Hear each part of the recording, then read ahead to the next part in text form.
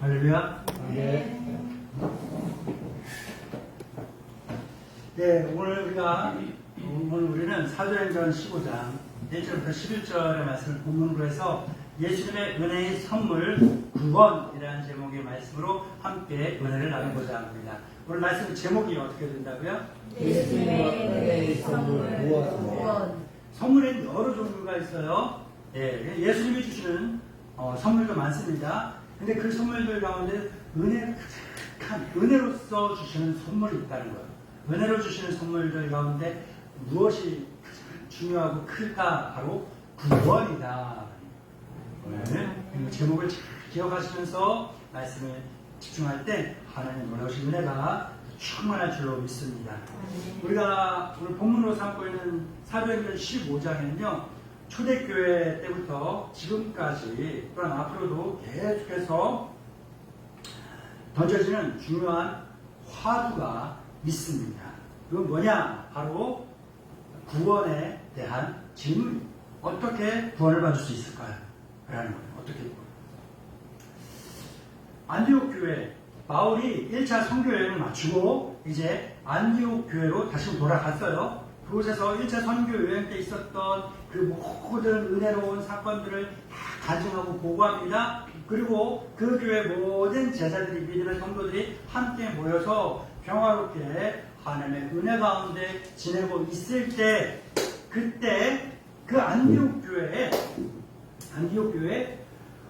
태어날 때부터 유대교에 속해 있던 사람들이 있어요. 유대인들. 그리고 예수 그리스도의 복음을 듣고 예수님의 제자가 된 이방인들이 있어요. 이 교회 안에 유대인 그리스도인. 뭐라고요? 유대인 그리스도인. 유대인으로 태어나서 예수를 믿고 그리스도인이 된 사람.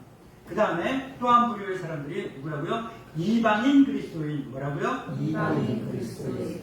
이방인으로서 예수 그리스도의 복음을 믿고 그리스도인이 된 사람. 둘 다 똑같이 그리스도인인 거예요. 아멘.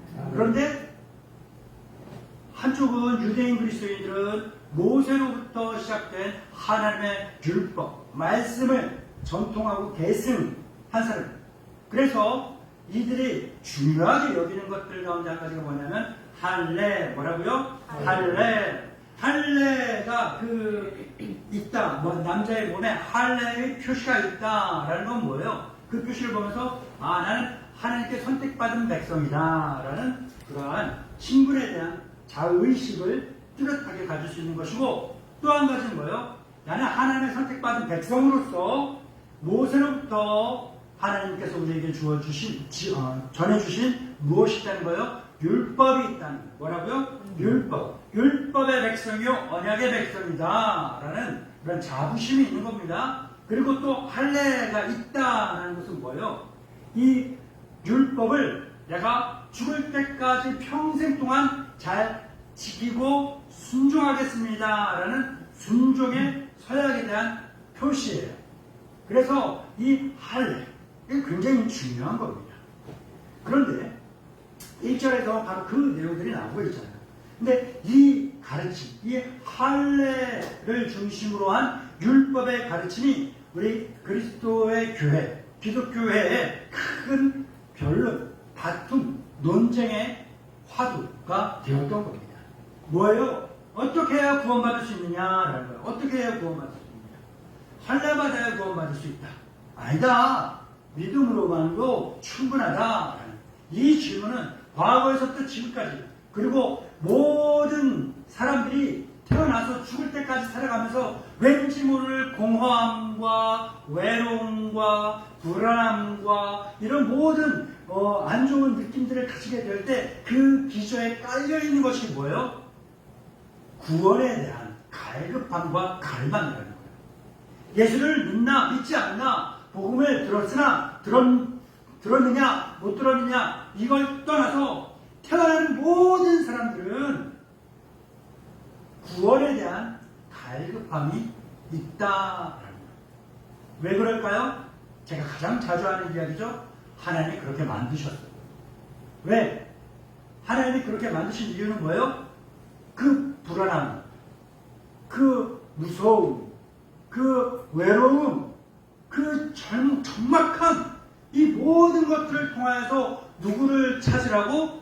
하나님 찾으라. 하나님 찾으라. 하나님 찾아야 하기 때문에 하나님께서 사람으로 하여금 그렇게 만드십니다.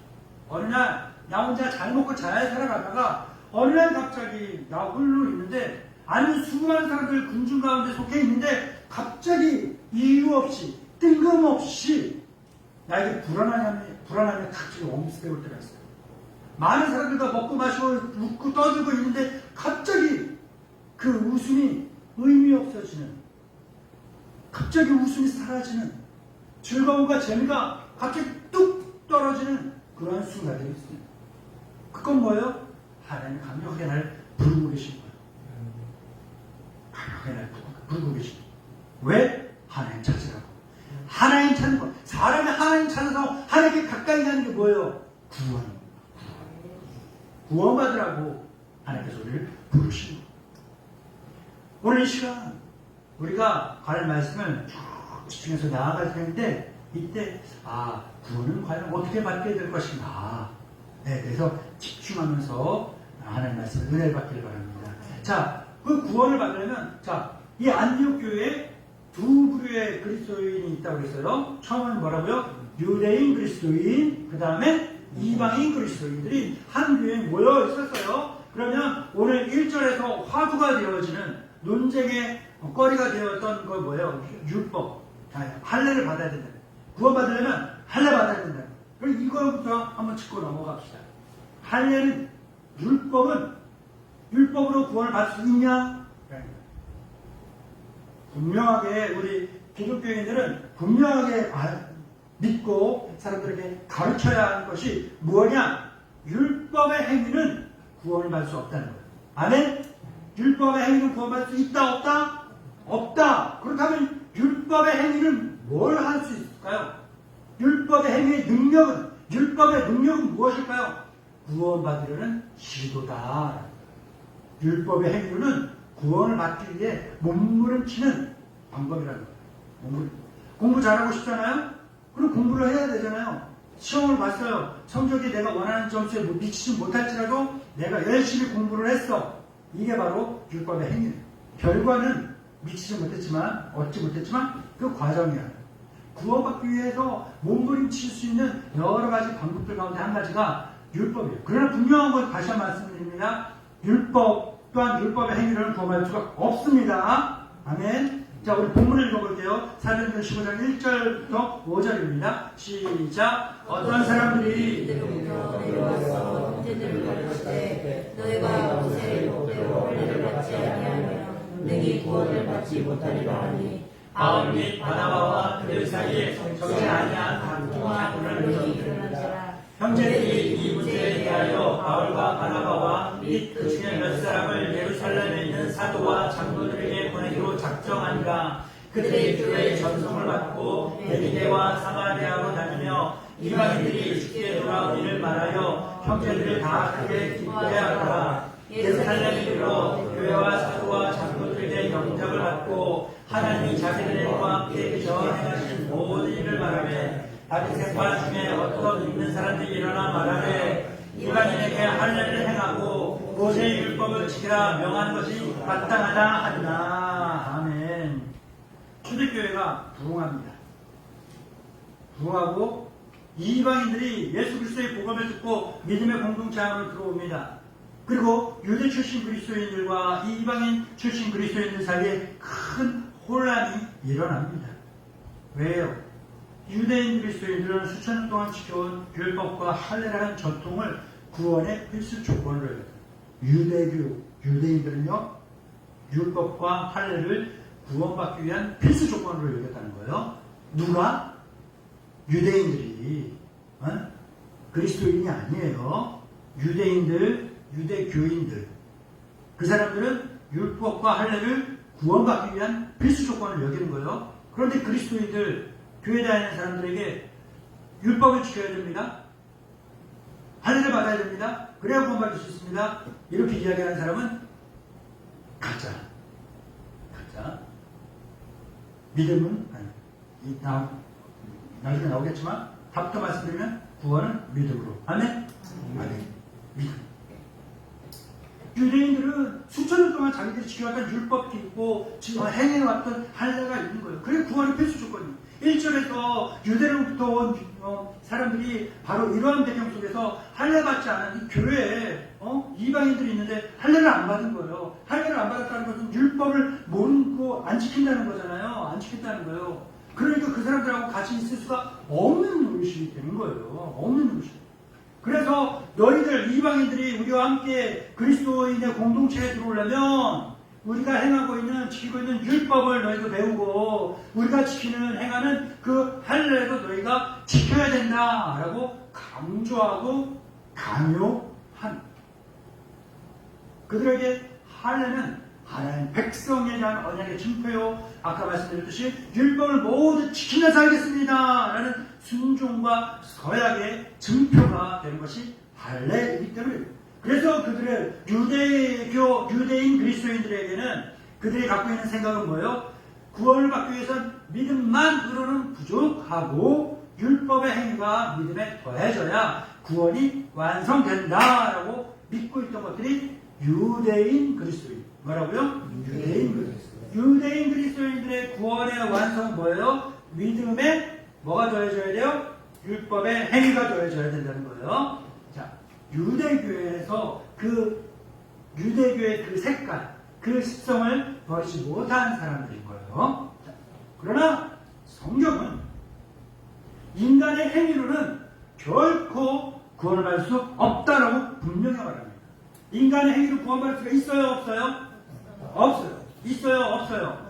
없어요. 로마서 3장 20절에 그러므로 율법의 행위로는 그의 앞에 의롭다 하실 얻은 육체가 있다 없다? 없느니 율법의 기능적인 역할은 뭐예요? 죄를 깨닫게 하는 거예요. 죄를 깨닫게.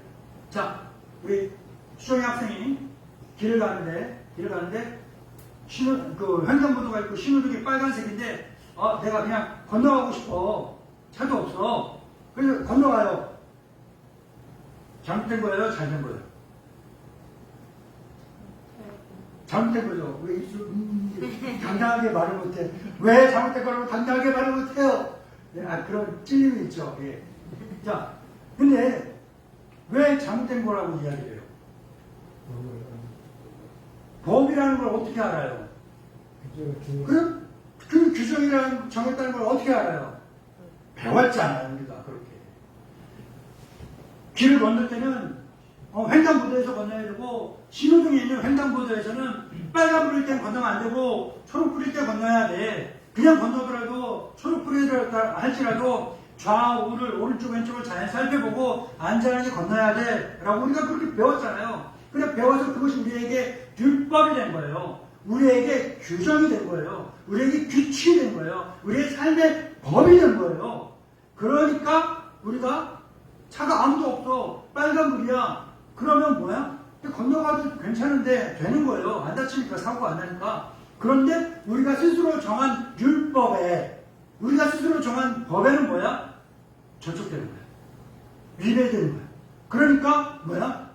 괜히 찔리고 괜히 나쁜 짓 한 거 같고 그런 마음이 생기잖아요. 그러니까 율법의 행위는 뭐야? 근데 우리가 이걸 몰라. 차가 없으면 아무 데나 지나가면 되지. 베트남이나 중국이나 이런 데 가잖아요. 신호등이 소용이 없어요. 막 그냥 가면 돼. 그 중국의 목사님이 중국에 한번 갔다 왔는데 휴게소를 갔는데 버스 기사님이 열심히 이제 청소하시는 분들도 돌아다녀요. 근데 버스 기사님이 창문을 탁 열더니 그 안에 있는 쓰레기통을 막 창밖에 그냥 버리는 거야. 아무렇지도 않게. 거기서는 그게 뭐 잘못했다라고 배우는 게 아니에요. 그러니까 그 사람들이 우리나라나 일본이나 다른 나라 가갖고 똑같이 길거리에 쓰레기 버리고 길거리에 똥 싸고 오줌 싸고 막 그러는 거야. 막 시끄럽게 떠들고. 그런데 그러지 마세요 하면 뭐야? 무슨 문제냐? 라는 거야. 일부러 그러는 나쁜 사람들이 있긴 하겠지만 대부분이 몰라서 그래요. 습관 때문에 나 중국에서 우리나라에 살 때 맨날 길거리에 쓰레기 버리고 길거리에서 오줌 싸고 똥 싸고 막 시끄럽게 떠들고 그렇게 지냈어. 지하철에서 버스에서 크게 떠들고 전화하고 그렇게 지냈었어. 그런데 아무 문제 없었는데 왜 한국에 오니까 그러지 말래? 왜 일본 가니까 그러지 말래? 왜 미국 가니까 그러지 말래? 왜 유럽에 가니까 그 이상한 비계하는 거 이래? 왜 그러는 거야 너희들? 걔네들이 볼 때는 우리가 이상한 거고 우리가 볼 때는 그 사람들이 이상한 거죠. 뭐가 없기 때문에 그런 거예요? 법이 다른 거예요. 법이 다른 거예요. 우리에게는 그렇게 하는 것이 위법이지만 그들에게는 위법이 될 게 없는 거예요. 그러니까 죄가 죄라는 걸 알지 못하는 거죠. 못하는 거예요. 근데 우리에게는 이미 법을 알잖아요. 그렇게 하면 위법이라는 걸 알잖아요. 그렇죠? 그러니까 하면 안 되는 걸 알아요. 율법의 기능적인 역할이 바로 그거예요. 율법을 알기 때문에 이게 죄구나라는 걸 아는 거지. 율법을 모르면 이게 죄가 죄인지를 알아요? 몰라요? 몰라요. 모르고 사는 거예요. 마태복음 19장에 보게 되면 어느 부자 청년이 예수님을 찾아옵니다. 예수님 내가 구원을 받으려면 어떻게 해야겠습니까? 했더니 예수님께서 율법을 다 지켜라 했더니 청년은 뭐랍니까? 그 율법들은 내가 어려서부터 다 지켜왔습니다. 뭐라고요? 뭐라고요? 다 지켜왔다. 뭘 다 지켜왔대요? 율법을 다 지켜왔다는 거예요. 그랬더니 예수님이 뭐래요? 그래? 잘했다. 이뻐하셔서 사랑하셨어요. 그러고 나서 이 부자 청년에게 뭐라 하십니까? 네 가진 재물을 다 팔아서 가난한 자들에게 나눠줘라. 그래, 율법을 다 지켰어? 그래, 잘했어. 그 다음에 다 팔아서 나눠줘라. 이건 뭐예요? 사랑을 실천해라. 율법이 뭐예요? 사랑이에요. 하나님 사랑하면서 살아가는 거예요. 하나님 사랑하면서 살았어? 그래, 하나님 사랑하면서 살았어? 잘했어. 그렇다면 하나님 사랑한 것처럼 내 이웃을 내 몸처럼 사랑하면서 살아야 되니까 너희 가진 것을 가난한 사람들께 나눠주면서 이웃도 사랑하면서 살아라 했더니 이 부자 청년이 어떻게 했습니까? 근심하여 돌아가니까. 뭐라고요? 근심하여. 하나님 사랑을 하겠는데 사람들 사랑을 못하겠다는 거예요. 율법을 다 지키지 못하는 거예요. 인간의 의와 노력은 하나님의 기준 앞에 그냥 무더기 같은 거예요. 무더기. 율법의 역할은요, 이거 제가 만든 말인데, 믿음의 메타인지의 역할입니다. 믿음 뭐라고요? 믿음의 메타인지. 메타인지가 뭐예요? 메타인지라는 말 아시죠? 올해는 안 쓰는데, 작년까지만 해도 메타인지라는 말이 종종 쓰였습니다. 메타인지가 뭐예요? 아는 거예요. 내가 나를 아는 거야. 내가 아는 게 뭐고, 모르는 게 뭔지를 아는 거예요.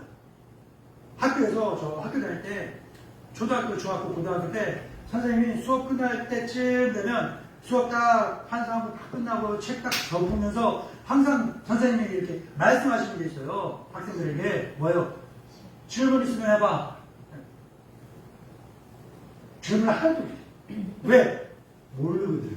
질문도 아는 게 있어야 질문을 하지. 아무것도 모르면 질문을 할 게 없는 거예요. 할 게 없는 거예요. 그래요. 우리 질문 많이 하는 학생들 되시기 바랍니다. 우리 그리스도인들도 믿음에 대해서 하나님 말씀에 대해서 계속 보고 연구하고 묵상하다 보면 궁금한 게 계속 생길 수밖에 없어요. 하나님 말씀이라는 게 정말 신경을 많이 찾기 때문에 인간의 지혜로는 다 깨달을 수 없고 이해할 수 없기 때문에 하나님 말씀을 문외한이면 질문이 없는데 하나님 말씀 사랑해서 하나님 말씀을 읽어 하나님 말씀 들어 하나님 말씀 묵상해 그러면 궁금한 게 계속 생겨날 수밖에 없어요. 말씀에 대한 메타인지가 생기는 거죠. 내가 뭘 아는지 모르는지를 정확히 아는 게 메타인지. 그래서 믿음의 메타인지라는 건 뭐예요? 내가 믿음에 대해서 아는 것이 있는지 없는지를 정확히 아는 것. 믿음의 내 수준을 정확하게 깨달아 아는 것을 믿음의 메타인지다라고 이야기하는 겁니다. 우리에게 죄를 깨닫게 하여 내 스스로의 힘으로는 내 노력으로는 내 의로는 구원받을 수 없는 존재임을 내가 정확하게 깨달아 아는 거야. 내가 나를 아는 거야. 내 능력을 아는 거야. 그리고 나서 나의 구원자 되신 예수 그리스도께로 나를 이끌어가는 것. 이게 바로 믿음의 메타인지다. 오늘날 우리가 할례와 같은 율법 조항은 지키지 않잖아요. 근데 대부분의 많은 사람들이 나만의 율법, 나만의 할례를 만들어 그걸 지키며 살아가는 사람들이 너무나 많아요. 특히 그리스도인들 중에 그런 사람들이 너무나 많아요. 뭐가 있을까요? 내가 주일 빠진 적이 결코 한 번도 없는데 내가 11주 생활을 그렇게 열심히 성실하게 잘했는데 내가 교회에서 얼마나 헌신하고 얼마나 봉사하고 내가 얼마나 순종하고 내가 얼마나 섬기고 그랬는데, 내가 사회 활동에서 얼마나 뭐 열렬해가지고 열심히 했는데, 이런 것들이 하나님의 은혜를 받아서 내 믿음이 성장해 가는 가운데 성령의 아름다운 열매가 되듯이 믿음의 아름다운 열매로서 신일주의 생활이 되고 교회 섬김의 생활이 되고 헌신과 봉사와 사랑의 실천의 생활이 된다면 더없이 아름답죠. 그러나 내가 사람들에게 보이기 위해서, 내가 누구보다 더 잘하기 위해서 무슨 일이 있어도 주의하고, 무슨 일이 있어도 11절 더하고, 봉사를 더하고, 더 섬기고, 더 헌신하고, 사람들에게 보이기 위해서, 나 스스로 만족하기 위해서 그렇게 하잖아요. 구원받기 위한, 하나님께 복받기 위한 조건으로서 그런 행위를 한다는 것은 온전한 믿음의 삶이 아니라 종교적 행위에 불과한 겁니다. 나 스스로 나를 속이는 자기 기만에 빠지게 되는 것이고, 나 스스로 내가 만든 율법주의의 삶에 내 스스로 올가미를 내 목에 붙들어 매는 역할이 되는 겁니다. 이 시간 때 예배드리는 우리 믿음의 동반자들 가운데서 지금 남들에게 말하지 못했지만 나 스스로 만들어 놓은, 혹은 내가 부모로부터 물려받게 된 그런 율법주의적인 그러한 할례와 같은 그러한 생각들, 그런 생활 방식들이 있다면 이 시간 깨닫고 과감하게 그 모든 올가미들을 벗어낼 수 있는 은혜가 있기를 축원합니다. 율법의 행위로는 구원받을 수 있다 없다? 없다. 율법의 행위는 뭐라는 걸 구원받기 위한 노력에 불과하다. 그렇다면 참된 할례는 뭐냐? 참된 할례는 우리의 마음을 깨끗하게 하시는 하나님의 은혜라는 거예요. 뭘 깨끗하게 한다고요? 마음을 깨끗하게 한다. 마음. 이어지는 말씀을 읽어보겠습니다. 사도행전 15장 6절부터 9절의 말씀입니다.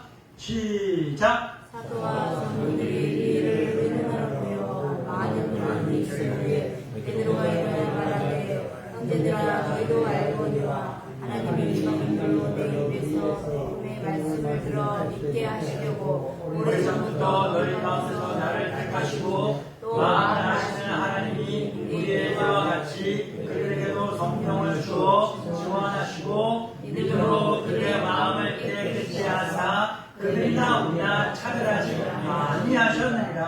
아멘. 이 논쟁이 한참 일진 논쟁이 이어지고 있는 가운데서 사도들 가운데 한 명이 딱 등장합니다. 일어나서 발언합니다. 그 사도의 이름이 누굴까요? 그렇지. 베드로. 이 보람을 느낍니다. 네, 베드로가 일어나서 이야기하는 거예요. 이야기하는데 뭘 이야기할까?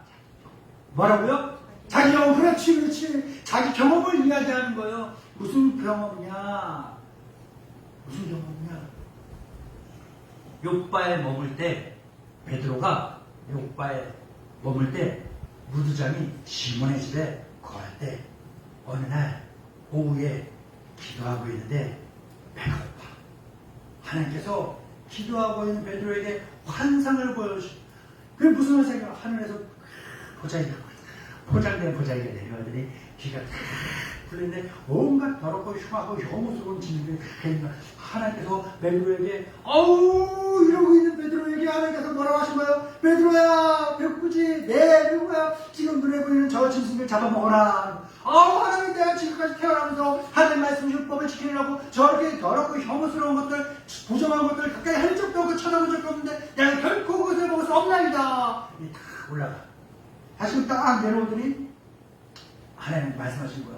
베드로야 배고프지? 예 배고파요. 그럼 저거 잡아보고 하나님 내가 평생 살면서 저것들 가까이 해본 적이 없습니다. 지금 결코 못하겠습니다. 한 번도 그 일이 큰 음성이 들리는 거야. 그랬더니 베드로가 이제 깨달은 거야. 이거 이렇게 말씀하시는 거는 분명히 이유가 있다. 예수님께서 부활하신 후에 제자들을 만나셨을 때 예수님을 3번이나 부인했던 베드로에게 3번 물어보시잖아요. 너 나 사랑하냐? 너 나 사랑해? 정말 나 사랑해? 3번 물으셨잖아요. 3번 물으시면 이유가 있어요. 그 꼬맹이 어린 사무엘이 회막에서 하나님 앞에 잠자고 있을 때 하나님께서 그 잠자고 있던 어린 사무엘을 몇 번 부르셨어요? 3번 부르신 이유가 있는 거예요. 3번 머리배 부르신 이유가 있는 거예요. 그러면서 그 베드로가 요파 시몬 무드자니 집에서 있을 때 봤던 그 기도 중에 봤던 환상을 보고 깨닫고 나서 어디로 갑니까? 어디로 가요? 누구를 만나러 가요? 이방인 백부장 고넬료의 집에 가요. 고넬료의 집에 갔더니 하나님께서 그들의 마음을 만져주셔서 그들의 마음속에 이미 무엇이 들어가 있어요? 믿음이 들어가 있는 거예요. 아, 이방인들인데 믿음이 들어가 있어. 이방인들인데 말씀에 순종해. 이방인들이 예수님을 믿어. 그리고 이방인들에게 뭐가 강력하게 임해요? 성령이 강력. 저 사람들이 이방인들에게 똑같은 믿음을 갖고 똑같은 성령의 충만함을 갖고 있네? 우리랑 똑같네? 다를 게 없잖아. 이걸 경험한 거예요. 베드로는 이 경험을 바탕으로 해서 오늘 본문 마지막 절에 말한 거예요. 그들이나 우리나 차별하지 아니하십니다. 아멘. 무엇으로? 믿음으로.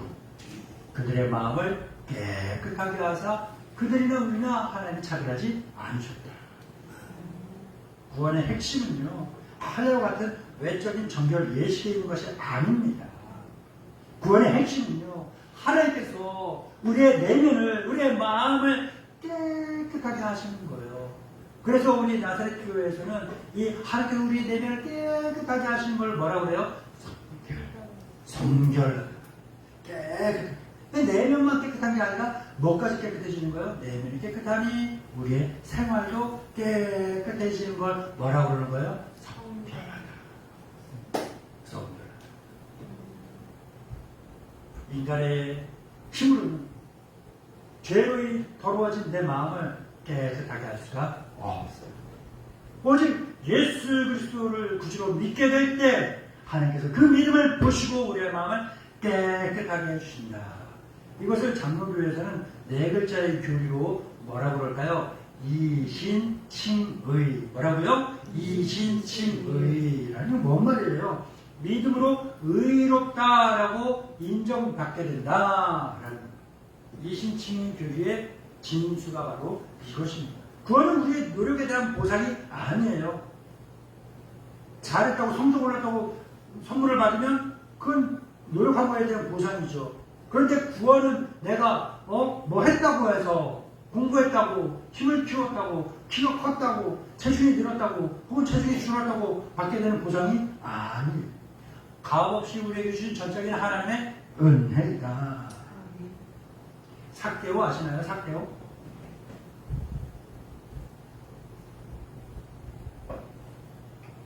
세리장이잖아요. 온전히 율법을 지킬 수가 없는 사람이에요. 세리로서의 그 역할을 감당하려면 율법을 못 지켜요. 그러니까 유대인들의 율법을 철저하게 지킨 유대인들에겐 세리장 삭개오는 죄인 중에 죄인이었던 거예요. 구원받지 못할 사람이었고 민족의 배신자였던 거예요. 그런데 이 삭개오가 예수님을 만난 날 예수님께서 삭개오를 보고 사람들에게 그 여리고성에 수많은 사람들이 지켜보는 가운데 큰 소리로 예수님이 삭개오에게 모든 사람들 들으라고 뭐라고 하셨습니까? 오늘 구원이 이 집에 이르렀다. 할렐루야. 삭개오가 그날 예수님으로부터 이렇게 구원의 선포를 받을 수 있었던 것은 무엇 때문에 그랬어요? 삭개오가 돈 많이 걷어서? 세금 많이 걷어서? 돈 많이 벌어서? 아니에요. 그가 그 여리고에 있는 수없이 많은 몰려있는 사람들 가운데서 단 한 사람만 예수님을 영접했어요. 누구? 삭개오. 예수님을 믿음으로 영접했다는 그 사실 하나로 삭개오는 그날 구원받은 거예요. 예수 그리스도를 믿느냐? 예수 그리스도를 믿지 않느냐? 이것이 구원과 멸망을 구분짓는 유일한 기준이 되는 것입니다. 여러분, 우리는 얼마나 자주 외면을 꾸미는데 집중하면 잘 갑니까? 여러분 잘 보이시는지 모르겠는데 제 오늘 피부가 굉장히 좋을 거예요. 여성분들 쓰시는 화장품, 스킨케어 제품들 가운데 스크럽이라는 제품 아세요? 스크럽이라는 기능성 그 제품인데 뭐냐면은 그 얼굴에 있는 각질 제거해주는 거예요. 이걸 쫙 짜갖고 이렇게 바르잖아요. 막 너무 그냥 때리는 것 같은 게 막 나와. 털어내고 싶고 하면요 피부가 이뻐요. 오늘 아침에 제가 예배 드리려고 했거든요. 안 보이죠? 만져보면 아는데 못 만져볼 거예요. 어떻게 목사 얼굴을 만져봐. 만져볼 수 있는 한 사람밖에 없어. 큰 은혜로다. 외면을 꾸미는데 얼마나 노력하면 살아가느냐 이거예요. 목사님도 저도 주일날이면 더 신경 써서 꾸미고 그래요. 꾸미고 그래요. 표현은 안 나지만 더 꾸며요. 왜? 외모가 잘나서 은혜가 되고 구원받고 하나님의 은혜를 더 받는 건 아니지만 내가 더 주일날 하나님 앞에 예배 드리고 가기 위해서 옷도 신경 쓰고 속옷도 신경 쓰고 막 더하고 손톱 발톱 깎고 손질하고 하면서 더 거울 더 사주고 더 하는데 이러면서 하나님 앞에 내가 더 아름답게 더 정돈되게 더 하나님 앞에 이 마음 갖고 하다 보면 마음의 중심을 보시는 하나님께서 내 외모는 흉하고 추할지라도 마음의 중심을 보시고 하나님 더 기뻐하시다. 그래서 사람들에게 보이려면 돈 수백만 원 되는 걸 병원 갔죠. 하나님께 하려니까 내 할 수 있는 능력 안에서 최선을 다하면 하나님께서 외모를 보실까 마음의 중심을 보실까 마음의 중심을 보시기 때문에 이뻐하십니다. 아멘. 우리는 정말로 외면을 너무 추구하는데요. 사람은 외면을 보지만 하나님은 내면을 보십니다. 우리 신앙생활은요, 내 겉모습만 바꾸는 것이 아니라 날마다 내가 하나님 앞에 진실한 모습으로 하나님 앞에 나아가는 그 마음, 그것을 하나님이 기뻐하십니다. 사람의 살아가는 목적은요, 하나님을 기쁘시게 하는 것이고 또한 동시에 뭐 하는 걸까요? 하나님을 기뻐하면서 살아가는 거예요. 사람이 하나님을 기쁘시게 하는 게 어떻게 가능할까요? 가능하겠습니까? 못해요. 어떤 수를 써라도 사람은 하나님을 기쁘시게 할 수가 없어요. 그러나 하나님을 기쁘시게 하며 살아가는 것이 인간의 제일 목적이 되는 것은 왜 그럴까요?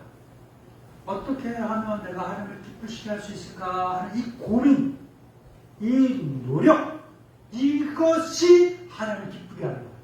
내 결과로는, 내 행위의 결과를 하나님을 기쁘게 할 수가 없어요. 그러나 내 행위의 결과를 위하여 내가 노력하는 그 과정과 내 마음을 쏟는 그 마음의 중심을 하나님께서 기뻐하신다. 아멘. 그래서 하나님 기뻐하십니다. 참전하면은 그래서 우리의 마음을 씻어주시는 깨끗게 해주시는 하나님의 은혜다. 끝으로 세 번째, 그럼 구원은 뭐냐? 예수님의 은혜의 선물이다. 아멘. 이어지는 말씀입니다. 사도행전 15장 10절부터 11절입니다. 시작. 그때 즉 너희가 어찌하여 하나님을 시험하여 우리 두 성도와 의로운 이를 이루지 못했던 몽해를 제자들의 목에 두르느냐. 그러나 우리는 그들이 우리와 동일하게 주 예수의 은혜로 구원받는 줄을 믿노라 하리라. 이 예루살렘 총회에 모인 사도들, 장로들이 잔뜩 모였습니다. 잔뜩 모였는데 그들이 율법이냐 믿음이냐 구원을 받기 위해서 율법이 있어야 되냐 믿음만 있어야 되냐 열띤 논쟁이 벌어지고 있는 거예요. 이것은 교회의 미래가 달린 중대한 회의입니다. 그런데 이 논쟁이 베드로의 이 경험에 우러난 발언을 기점으로 해서 새로운 국면을 맞이하게 됩니다. 베드로는 유대인이나 이방인이나 구원받는 길에는 아무런 차이가 없고 오직 한 길만 존재한다라고 선언하지요. 뭡니까?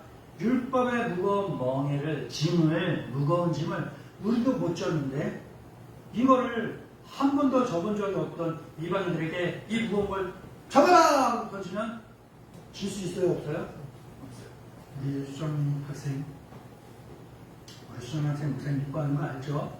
네. 자, 밥에 몇 킬로 넣을 수 있어요? 아무리 하면 착자하고 이러고 방구 낄 때까지 온 힘을 다해갖고 하면 든다! 한 번 들면 몇 킬로 넣을 수 있을 것 같아요? 20킬로, 20킬로. 자, 여기 호잉 형제님 몇 킬로 넣을 수 있어요? 그런 힘으로 딱 들면 100킬로. 근데 이 100킬로 드는 거를 수정학생에게 자, 그러면 내가 할 수 있을까? 너도 할 수 있어요? 해! 들어요, 못 들어요? 못 들어요. 근데 150kg를 들으려면 들어요, 못 들어요? 못 들어요.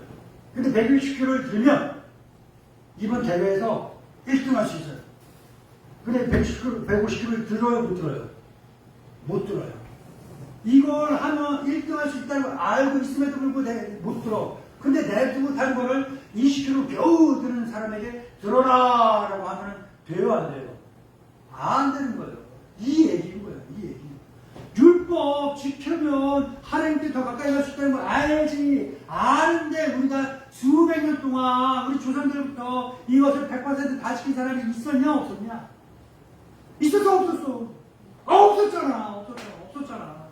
지키려고 무더기 노력을 해서 90%, 99% 한 사람이 있는데 100% 한 사람은 없잖아. 이 우리도 못하는 거를 생기 처음 보는 이 사람들하고 해보라, 100% 해라 하면 해 못해. 못하잖아. 말도 안 되는 걸 너희는 왜 계속 이야기하고 있느냐? 이 얘기를 베드로가 이야기한 거예요. 그건 바로 뭐냐? 하나님 시험하는 거예요. 사람이 하나님 시험. 우리 조상들과 우리도 능히 매지 못했던 그 무거운 멍에를 이방인들에게 매라고 하니 이게 되냐? 안 되지. 그래서 오늘 본문의 11절, 마지막 11절은요, 우리 기독교 믿음의 대혼장과 같은 선언입니다. 우리 한번 읽어볼게요. 그러나, 밑에서 두 번째 줄에 있는 거, 그러나 이후에 우리는부터 시작! 우리는 그들이 우리와 동일하게 주 예수의 은혜로 구원받는 줄을 믿노라. 아멘. 여기에 우리의 행위 들어갔어요? 자격 들어갔어요?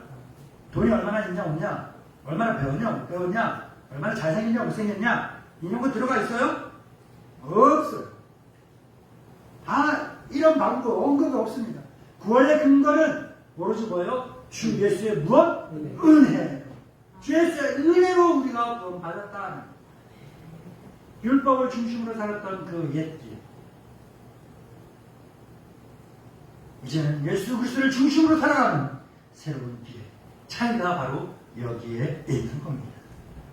십자가 위에 예수님과 함께 다녔던 두 명의 강도 가운데 한쪽에 있던 강도를 한번 생각해 봅시다. 그가 구원받기 위해서 그날 어떤 선을 행한 적 있습니까? 율법을 더 지킨 적 있습니까? 자기가 뭔가 회개하고 그걸 보속하는 어떤 행동을 한 적 있었습니까? 아니에요. 그에게는 그 어떤 행동을 해결할 수 있는 여유가 없었어요. 그가 했던 건 다 뭐예요? 단 한마디 믿음의 선언만 했었어요. 주 예수요, 당신의 나라에 임하실 때 나를 기억하소서 하는 이 간절한 믿음의 고백 한마디였어요. 이 믿음의 간절한 진심 어린 믿음의 고백 한마디를 예수님이 듣고 뭐라 하셨습니까? 네가 오늘 낙원에 나와 함께 있을 것이다. 네가 오늘, 내일 아니야. 모레 아니야. 지금 낙원에 나와 함께 있을 것이다. 이 믿음의 고백으로 인해서 그는 구원의 영광에 참여할 수 있게 된 겁니다. 여러분, 구원은 예수님이 주시는 은혜의 선물이라 했잖아요. 믿습니까? 근데 은혜라는 말을 우리가 요즘은 그게 살아있는 말인지 죽은 말인지 긴가민가 할 때가 있어요. 은혜라는 말을 우리가 피부로 뼈저리게 느끼면 살아있는 말인데 그게 문자적으로만 있으면 죽어가는 말밖에 안 되는 거야.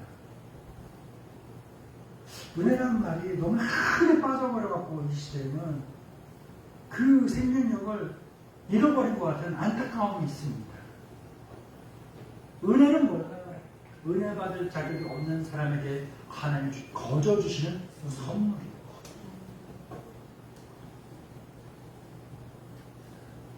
우리 주정 학생 시학생에게 그 목사님이랑 사모님이 선물을 하나 줬어요. 얼마 전에. 그쵸? 선물을 줬어요. 그쵸? 안 줬어요? 안 줬어요? 아, 생각났어. 기억이 오래 못 가니까 자주 줘야겠다. 근데 그 선물을 받을 거라고 생각했어요? 못했어요?